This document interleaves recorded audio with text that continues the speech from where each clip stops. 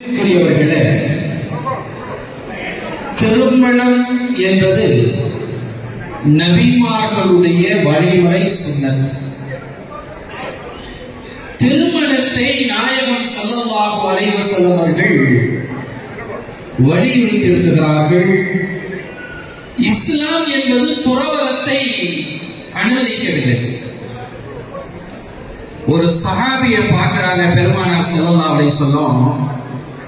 வாலிபரான சஹாபி ஸல்லல்லாஹு அலைஹி வஸல்லம் சொன்னாங்க, தோழரே நீங்க திருமணம் முடிச்சு கொள்ளுங்களேன் அப்படின்ட்டாங்க.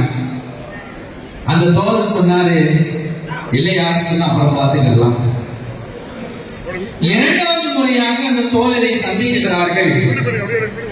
ஸல்லல்லாஹு அலைஹி வஸல்லம் சொன்னாங்க, தோழரை திருமணம் முடித்துக் கொள்ளுங்களேன் அப்படின்ட்டாங்க. அந்த தோழர் சொன்னாரு, இல்லை யார் சொன்னா பார்த்துக் கொள்ளலாம் அப்படின்னாங்க. மூன்றாவது முறையாகவும் அந்த தோழரை பெருமானார் ஸல்லல்லாஹு அலைஹி வஸல்லம் சந்திக்கிறார்கள். அப்போ ஸல்லல்லாஹு அலைஹி வஸல்லம் கேட்ட பொழுது அப்பையும் அவர் சொன்னாரு, இல்லை யார் சொன்னா பார்த்துக்கலாம்னாங்க. ஸல்லல்லாஹு அலைஹி வஸல்லம் அதோடு பேசுவதை நிறுத்திக் கொண்டார்கள். அதுக்கடுத்து அவருக்கு சொல்லல.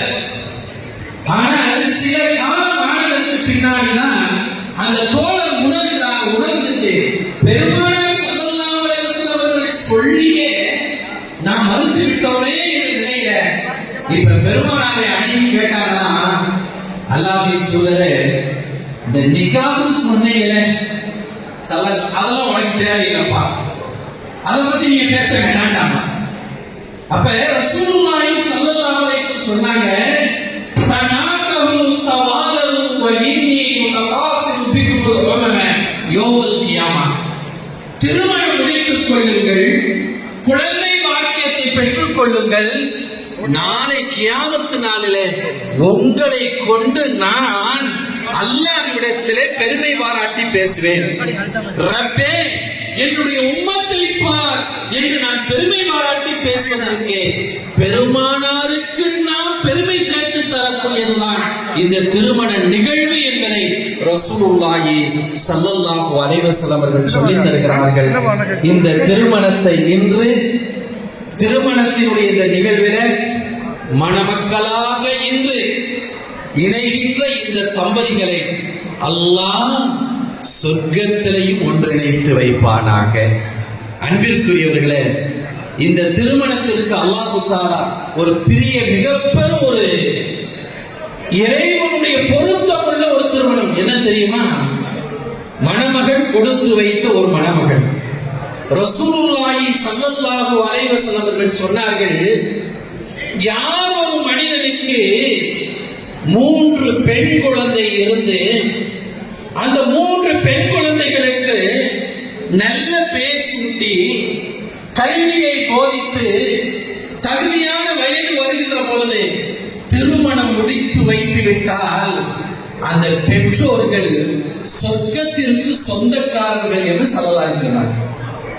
ஒரு தோழர் எந்திரிச்சாரு, அல்லாஹ்வின் தூதரே 2 பொம்பளை பிள்ளை இருந்துச்சுன்னா அந்த பாக்கியம் கிடைக்குமா?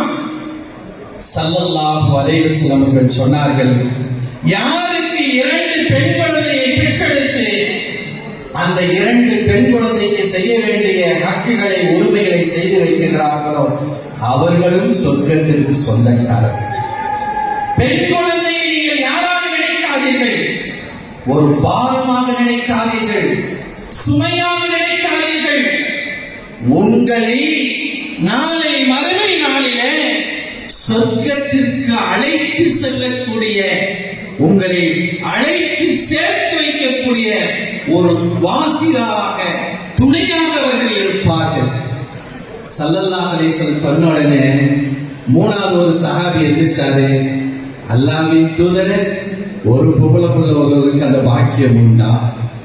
ஸல்லல்லாஹு அலைஹி வஸல்லம் சொன்னாங்க, தோழரே நீங்க கொஞ்சம் பிந்திட்டீங்க, அவங்க முந்தி கேட்டுட்டாங்க, அவங்களுக்கு சோபனம் சொல்லப்பட்டு சொன்னாங்களாம்.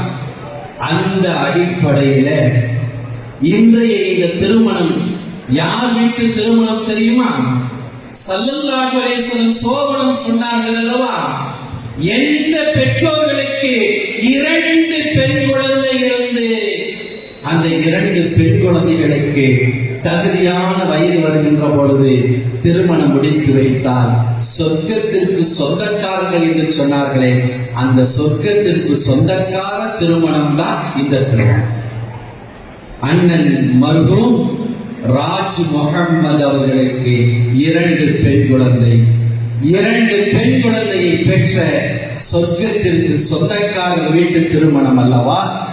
அல்லாஹ் தபாரக்கு வ தஆலா அந்த பெற்றோர்களுக்கு இந்த பாக்கியத்தை கொடுப்பதன் மூலமாக நமக்கும் அந்த சொர்க்கத்தில் இருக்கக்கூடிய பாக்கியத்தை தந்தல் புரிவானாக.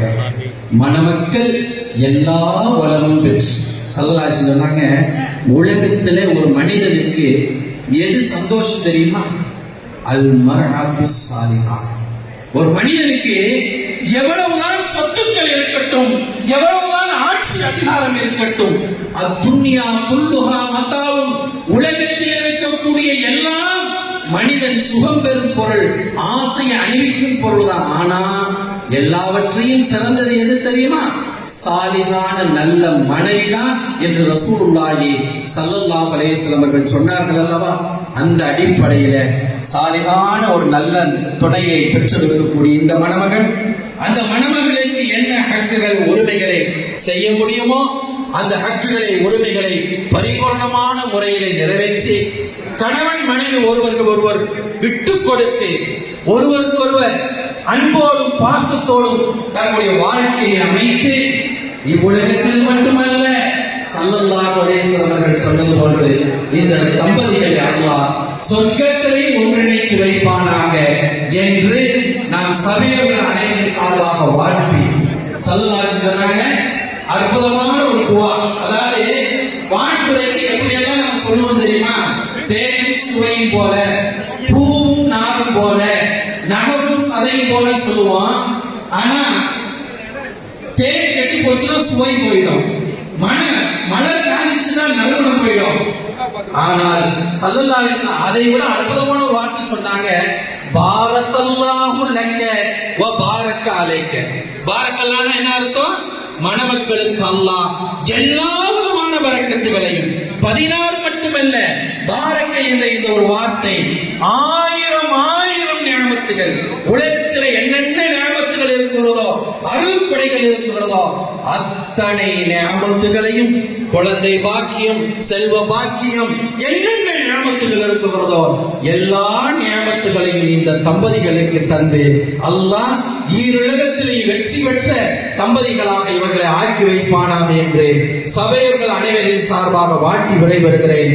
பாரக்கல்லாஹு லக்க வ பாரக அலைக்க வ ஜமஅ பைனகுமா பில் கைர். அஸ்ஸலாமு அலைக்கும் வ ரஹ்மத்துல்லாஹி தஆலா பரகாத்துஹு.